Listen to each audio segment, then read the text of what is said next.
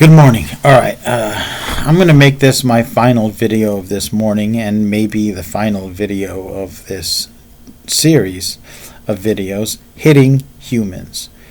Let's talk about punches, right? When it comes to punches, I'm not going to talk so much about individual incidences as the punch is ubiquitous. It's a natural human weapon. When you're mad, there's a tendency to ball up a fist, right? Untrained people often flail or even use hammers. Trained people can turn that into powerful hooks and hammer fists, right? But I'm going to talk about the techniques that just kept showing up over and over in actual confrontations I had. This was mostly in my 20s and later when I was in the Marine Corps, and I had confrontations with, there were cliques that didn't like me, and there were some brawls. And even in my 30s when I was bouncing, right? One thing you learn as a bouncer, you don't want to punch someone in the face. You could break your hand, and you could also have a lawsuit, right? You want to generally control people. A lot of confrontations when I was bouncing were as simple as someone trying to grab me and me taking that hand off me and then repositioning them so that they couldn't re-grab me, right? And just me being able to talk to them at that point, like, you need to take your hands off me, right? You need to not do that. Whenever I've had to put my hands on someone, oftentimes what I would do is go cross body and get the biceps. So my right hand would often go for left bicep, and that would enable me to press their elbow against their own chest and walk them back. Or if they threw a punch, they could be manipulated into turning or moved into a sweep, right? So, that's often, but every once in a while you'd have to punch, and if you punch, don't punch the face, right? I'd punch the body. So without too much elaboration, I'll talk about the most used punches I've ever had to hit people, hit humans. And it's a lot like what I prefer to do when sparring gets ugly. Number one is a vertical punch, the Wing Chun vertical punch, the sun fist, and in Shaolin Chuan Fa Silam Pai Quan, we used to call it Yat Kun, right? Literally coming up with the bottom three knuckles and that sort of motion at the end. I'm going to tell you, right? If you want to break a human being's nose, coming in Wing Chun style from an upward angle, hitting with the bottom three and popping like this and following through, like as if you're trying to, tunnel through their nose and hit this upper part of the back of the head, is probably the most reliable way to break someone's nose, right? Excluding a palm strike, but we're talking about fists here, right? If you have to hit someone in the face, I think that's the best thing to do because you get the most results. If you hit someone in the nose really hard, even dead on, the eyes water, and it's, even if you're really drunk, I don't know about certain drugs, but even if you're really drunk, it's hard not to react to that. Also, it is the softest part of the face that is facing you that's easily accessible. The eyes are softer, but they're recessed and they can close. You have a blink reflex, but there is no blink reflex for the nose. And I'll tell you, because I've had to fight a lot of taller white guys. Sometimes that pointier Caucasian nose is very vulnerable. You can have a guy, as I've had to face some guys that are big and muscular and, dangerous, but you look at the way the nose is pointed, you're like, I could break that. Pow! Right? And again, being shorter, especially if they're grapplers trying to come at you, it's often the best way to break that nose. And even if you are so stoned that you don't feel that punch, breaking the nose causes bleeding. That blood begins to interfere with breathing. That saps their strength. That's one thing I talked about with my 5 ancestor fist Sifu, Master Bonifacio Lim, about someone who's really good at iron palm and iron body. And I'm like, we're like, well, how do you fight someone like that? Who has both iron palm and iron body and iron fist, that has done all the conditioning. And he's like, well, yeah, you could hit the eyes or throat. And I'm like, what if I break his nose? He goes, that would work, because he cannot breathe. And if you cannot breathe, good, you cannot move your chi. Right? Which is kind of a metaphysical way of looking at something that's happening in front of you, but that is, moving your chi involves moving your lungs and diaphragm and body and mind. Right? So, yes. Second punch, uppercut. All right. I use what some people call a shovel hook. Generally, if I have a left lead, I'll dip this hand and I'll bring it up, not just straight up, but kind of angled, right? And if I really, really want to stop that person, I will hit that solar plexus. Again, usually if they're right-handed, they have left side forward, and I have my left side forward, right? I'm afraid of their power hand. But usually after they throw a right, if I've checked it, blocked it, avoided it, or even eaten it, right, and I feel the need to end this, I'll kind of dip down and come up and hit the solar plexus. And I've had pretty good results with it. You can also kind of tunnel back. If they're left side forward, that's their spleen. You can hit that spleen, and it's as if you're tunneling towards you a little bit with that punch, right? It's a very effective way to hit another human being to cause them to stop. I mean, I'm short, I've got thick arms, I'm trained, I'm, not the leanest, tallest, most gracile person, but up close, in the pocket, I do well with that punch.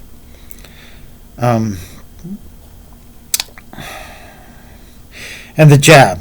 I've jabbed people. I pop people right in the face with a jab. I know the jab isn't a knockout punch. I know the jab isn't going to end most fights. And again, I usually aim for the nose. And sometimes I just hit, if they're left side forward, I wind up popping in that left eye. And don't hit the mouth, don't hit the jaw.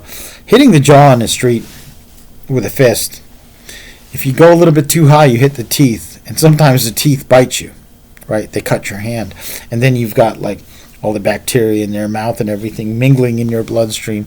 Not a way to go. Even if you jab someone in the eye and you wind up giving them a little cut, usually you don't wind up cutting yourself. At least I haven't. But a jab is essential, even in a street fight, because if someone's moving towards you and you pop that jab in their face, it stops their forward momentum, right? It gives you a moment in which you can back off, or you can move in, you can throw another punch, you could do a takedown, you could jab and slip out and like run back out to maybe kicking range, or pick up a stick or draw your knife or gun or whatever, right? If you are in that situation, whatever that situation may be, the jab is kind of like the pause that refreshes, right?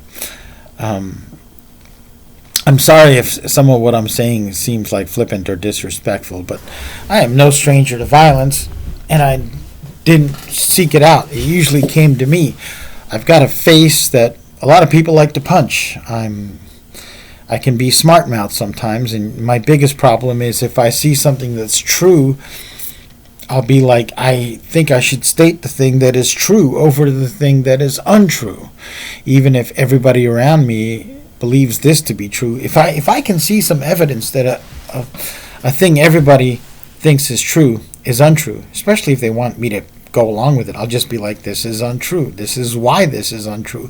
Here are 5 reasons, and I'll break down a logic, and people hate that, right? People hate when you have evidence for what you're saying. People hate if there's a logic behind it, if there's evidence, if there's corroborating testimonies, if there's pictorial evidence, right? People hate that. And oftentimes, they'll want to hit you, right? Especially if they think, well, he's shorter, maybe I can make this go away by striking him. There's nothing he can do about it.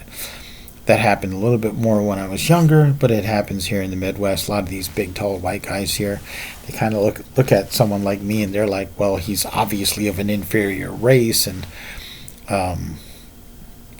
I can just silence him by threatening him. And that doesn't work. That's the other reason that I often found myself in fights.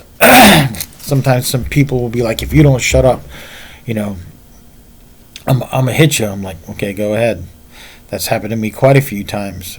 I've even got to the. I remember in the National Guard, this was a bit after 9/11, and we got activated for stateside duty around New York City and Newark and the Port Authority and things like that. We were guarding various places and, also reassuring people because there's a bunch of soldiers armed. And, after the conclusion of that mission, it was time to kind of pack up and everybody go back to our lives. And it was about 2 months, I think. And there was a younger guy there who was of inferior rank to me who just didn't like me. And I remember once he says, I don't respect you. And I'm like, that's cool. I don't care.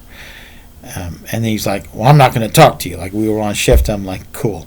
And I was just quiet. Like, I just kind of stood my duty, just in my own thoughts. And at one point, he's like, started talking. I'm like, I thought you said you were not going to talk to me. Now, this means you can't keep your word. And he got, like, really mad. Like,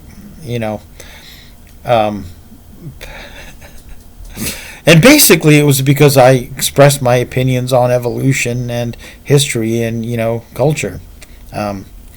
People asked me questions. I was actually in kind of a debate about it by someone who fancied himself a historian. I was like, no, that's not true, according to so-and-so, right? And this person was, like, constantly trying to get me to convert to Christianity, and I'm like, I don't really care. You do you, right? And so this person observed a lot of these conversations, like, I don't respect you. I'm like, cool. So anyway, when this mission was wrapping up and we were all getting ready to turn our gear in and, be sent home, until the next drill, and we still had a training schedule, there's still a possibility if something happened, maybe we could be sent overseas, which didn't happen to my unit during my tour there. So at one point I had to make an announcement, and my sergeant was like, hey, tell so-and-so and so-and-so and so-and-so, at this time we've all got to be here in formation. So I rounded them up, and they're all doing stuff. There were a whole bunch of National Guardsmen who were milling about, talking to each other. And I tapped this guy on the shoulder, and I said, hey, so-and-so, Sergeant. And he turned around and he's like, don't fucking touch me! And he pulled his fist back like this. Right? I stepped forward, left foot forward, with my hand in a check. And I was in this sort of asking hand position, which I know exists in Wing Chun, but I was, intent on doing silat. I'm like, I looked at his throat, I didn't look at the fist. And I was like, go ahead. And he's like, if you don't step away, I'm like, I'm not going to step away. Go ahead and throw that punch. Go ahead, do it. Do it. Fucking do it. Go ahead, do it. And he was like, and he went, ah! And he kind of ran off. And then I was like, hey, get back here. Get back here. Finally, I was like, you punk bitch. And everybody, all the sergeants, staff sergeants, all these soldiers milling about. Now, mind you, they knew that I do martial arts, right? And during that whole 2 months deployment, every spare moment I got, I would get up in the morning. We were inside a National Guard armory, sleeping on cots.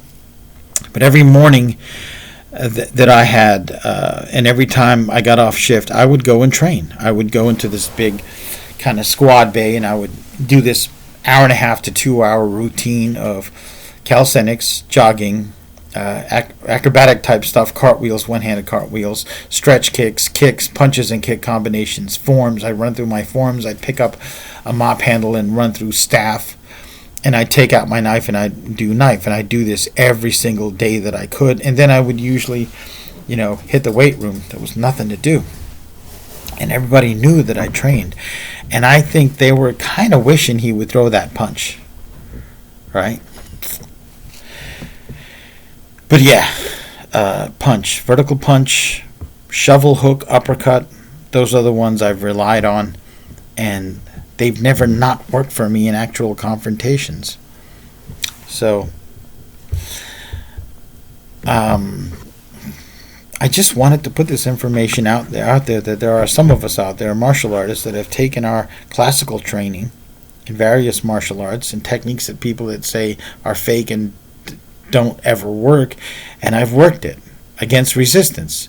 And every single person I ever faced was bigger, taller, younger, stronger, or some combination of that. And it hasn't failed me.